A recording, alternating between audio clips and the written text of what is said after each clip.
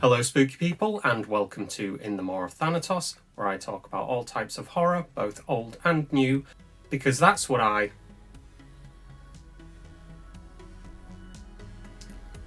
do. Cuddle up with someone that you love for this special romantic episode where I'll be looking at a spot of Australian love and torture in 2009's The Loved Ones. Our story begins with Brent driving with his dad when a half-naked, blood-covered man steps into the road. Brent swerves to avoid him, crashing the car and killing his father. 6 months later, Brent is trying to drown out the guilt and sadness that he feels with marijuana and self-harm, which I'm not going to cover in too much detail in this review because, well, it's YouTube and it's a sensitive subject for some people. Just remember that there are people out there to speak with should you or someone that you know be self-harming or suffering from mental health issues. Whilst at school, a girl named Lola, played by Robin McLeavy, asks Brent to the prom, or, because it's in Australia, the formal. Will you go to the dance with me? He politely declines, saying that he is going with his girlfriend Holly, and walks away.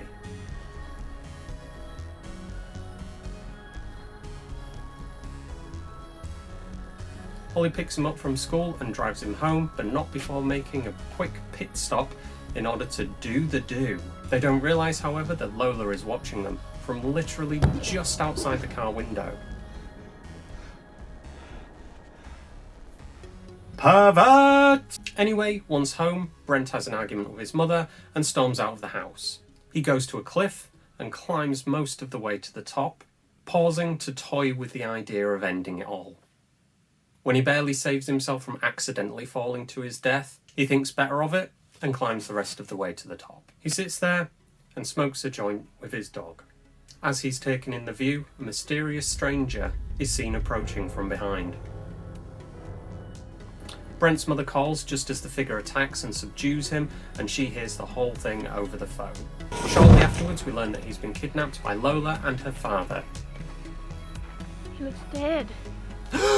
Which isn't really a surprise that Lola's involved, given that she's on the poster with a drill, not looking sane. They tie him to a chair and inject him in the throat with bleach. I think it's bleach. I don't know Australian brands, but it makes him unable to speak or scream. We can hear you! It transpires that Lola and her father Eric are holding their own prom, formal, and Brent is the guest of honour. Her father has brought his own date, a woman they call Bright Eyes. She's been lobotomised by Eric and is obviously another prisoner of the pair. We're never told how long she's been there, but later on, Lola refers to her as Mommy. The less bleak and nihilistic part of me would like to believe that she hasn't been there all that long, but I can't help but think that she's Lola's actual mother, since we never hear or see anything about her. It's only about Eric and Lola. We also find out later on that this isn't the first prom formal that Lola has had, and that her father has been trying to find her a special man for years. Kia Willis. Duncan Fletcher. Agnew. Timmy Valentine. And that's part of the reason why I think Bright Eyes is actually Lola's mother, or at the very least has been held there for years, because we get to meet Lola's old boyfriends, except for one. From here, Brent is threatened and tortured, as well as punished when he tries to escape, quite severely.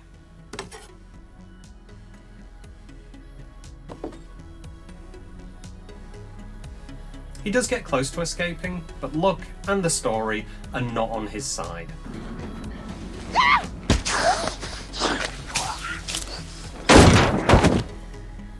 There is a subplot about Brent's friend Jamie taking Mia to the prom, formal, the real prom, formal. I imagine that this was supposed to give you the impression of what the normal prom experience, formal experience is. When I was younger, they weren't really a thing over here in the UK. And we had more of a leavers do, which was to celebrate the end of secondary school, or I think that's high school in America. I'm not sure on that. Correct me if I'm wrong in the comments. And I went to mine without a date because I'm just that cool.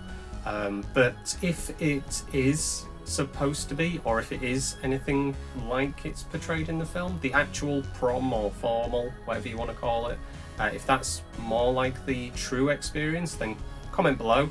So anyway, I thought that Mia and Jamie were going to stumble across Lola's torture house during their travels, and then try to rescue Brent, with one or maybe even both of them getting killed in the process, because tropes. But I forgot I was watching an Australian horror film.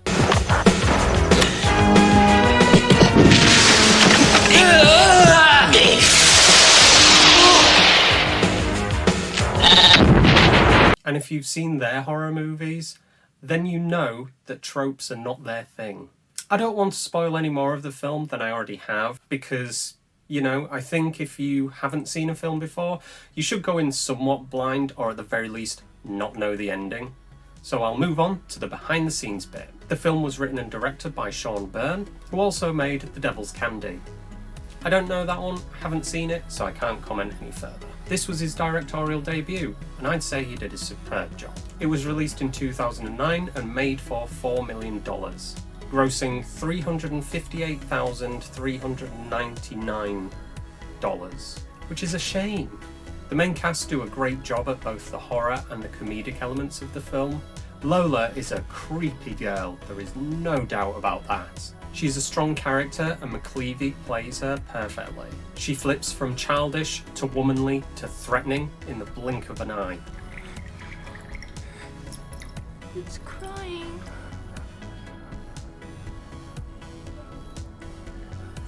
I better kiss it better. And without warning. Or maybe I'll bite it off so she can never kiss it again. And by the end, she's a woman on a mission.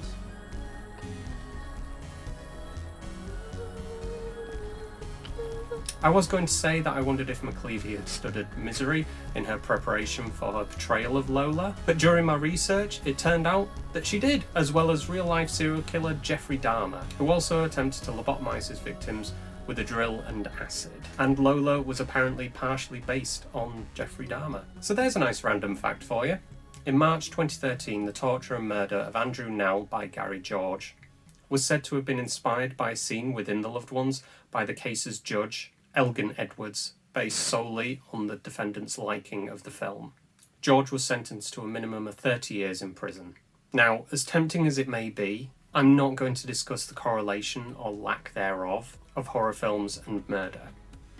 I'm not qualified to go into it in any great detail. I have my opinions, and I could quote Billy Loomis on this, but the important point is that somebody died. And it doesn't need a YouTuber spouting his opinion on the situation into the ether for no good reason other than to get his thoughts on the whole thing across. Eric, whilst being more of a supporting role, manages to get across the complex relationship that he and his daughter have, including teaching her and bringing her into the fold of the things he has done in the past to keep her happy. The trick is not to go too far. Just enough to break through the skull.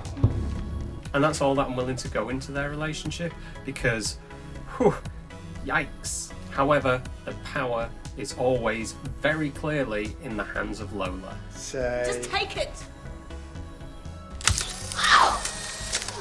It's just a little flash. Nothing to be scared of.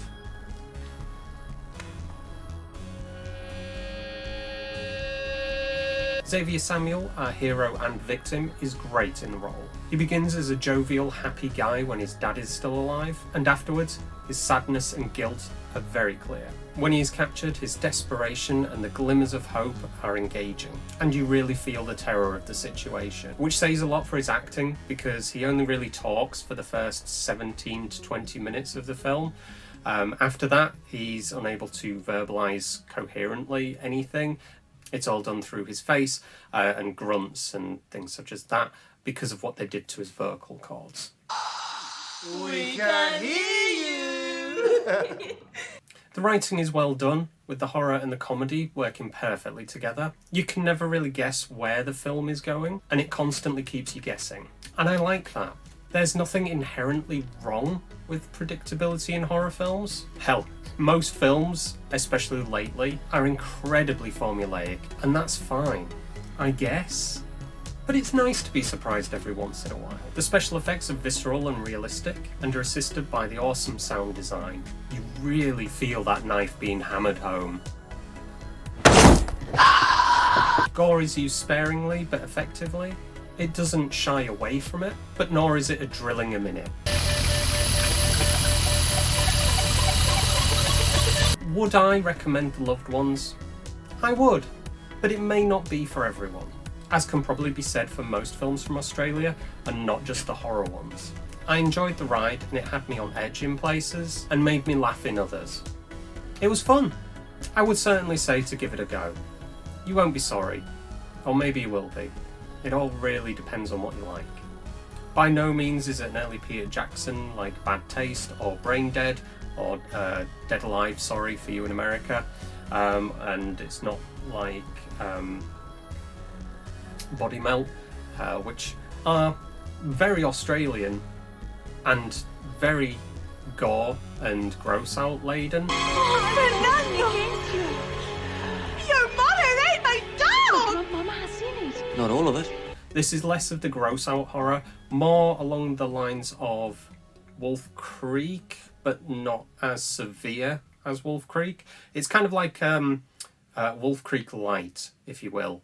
It's definitely Australian, and it's definitely a horror film, but it's just not as gross out as most of the 80s and early 90s films from Australia, and it's not as harsh and bleak. It is harsh, just not as harsh as something like Wolf Creek.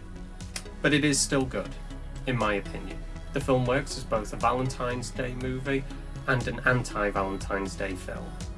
If you enjoyed this video, then please like and subscribe. I hope you all have a great Valentine's Day, whether that be with someone or alone if you're taking part in the festivities. If you aren't, or you're watching this video afterwards, then have a great day regardless. Remember to take care, be weird, and most importantly, stay spooky.